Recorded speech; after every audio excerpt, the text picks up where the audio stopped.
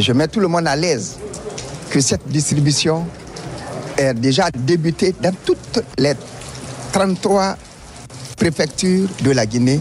Tous les centres, tous les bureaux de vote sont géolocalisés. Breaking news. Breaking news. Breaking news. Guinée, distribution de cartes d'électeurs en vue du référendum constitutionnel du 21 septembre. Merci de rester sur CNN. Breaking news. Breaking news.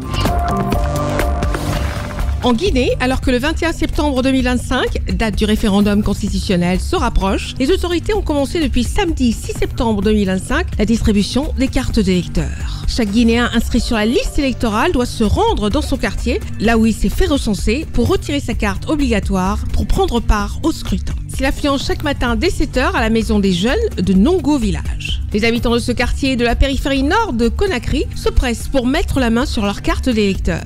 La présentation du récépissé remis lors de l'enrôlement sur la liste électorale et d'une pièce d'identité suffisent.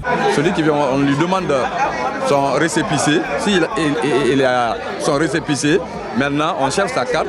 Mamadou Diallo, la trentaine, votera pour la 4e fois de sa vie le 21 septembre 2025.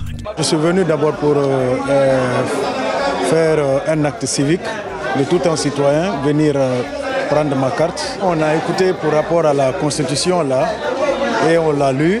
Mais je décide que ce soit une discrétion à ma faveur. Je vais aller personnellement entre moi et les urnes. Je voterai ce que je veux. Le chef d'État guinéen, le général d'armée Mamadi Doumbouya, a été l'un des premiers à retirer sa carte d'électeur à Kaloum, dans la capitale. L'ancienne CENI, dissoute après le coup d'État qu'il a porté au pouvoir en 2021, a été remplacée par le ministère de l'administration du territoire et de la décentralisation. C'est désormais le gouvernement qui organise les scrutins. Le déroulement du référendum et sa préparation constituent un test. Je mets tout le monde à l'aise que cette distribution est déjà débutée dans toutes les 33 préfectures de la Guinée. Tous les centres, tous les bureaux de vote sont géolocalisés. C'est aménagé à proximité des électeurs. Dans sa grande majorité, l'opposition opte pour le boycott de cette élection qu'elle juge ni transparente ni crédible. Le Bloc libéral, l'unique parti d'opposition d'envergure encore autorisé en Guinée, voulait jusqu'à leur jouer le jeu démocratique et appeler à voter non au référendum. Cependant, il semble qu'il est sur le point de changer sa position.